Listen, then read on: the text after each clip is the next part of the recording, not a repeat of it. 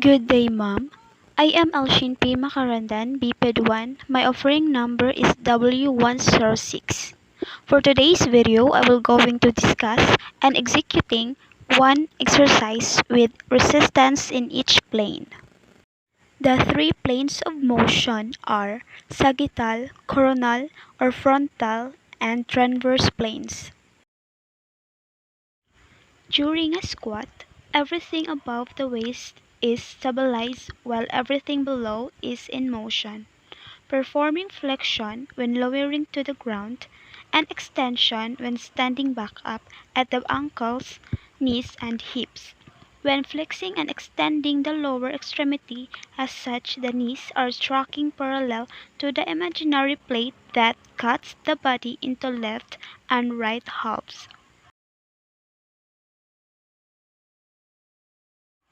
Sagittal plane cuts the body into left and right halves, forward and background movements. Sagittal plane exercises. If an exercise is primarily made up of flexion and extension joint motions, it is classified in the sagittal plane. Examples of other sagittal plane exercises include triceps pushdowns, front lunges, walking and running, vertical jumping, calf raises, and climbing stairs. Lateral arm and legs raises.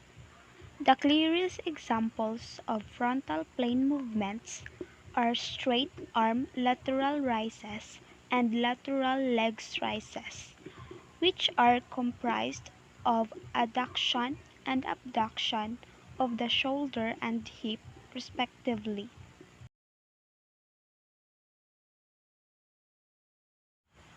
Coronal or frontal plane cuts the body into front and back halves, side-to-side movements.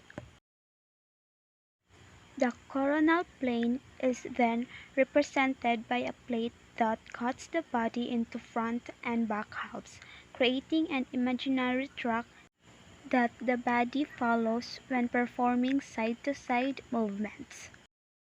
Other exercises are side shuffle and side lunge, side bend and inversion and eversion. Spinal rotation. Because of the plane of glass, analogy can be confusing here for some.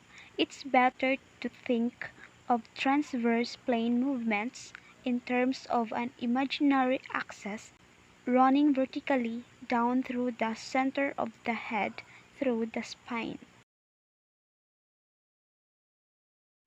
Transverse plane cuts the body into top and bottom halves.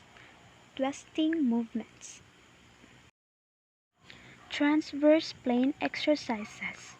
The third plane of motion bisects the body into top and bottom halves and is called the transverse plane. Other exercises are limb rotation, shoulder and hip movement.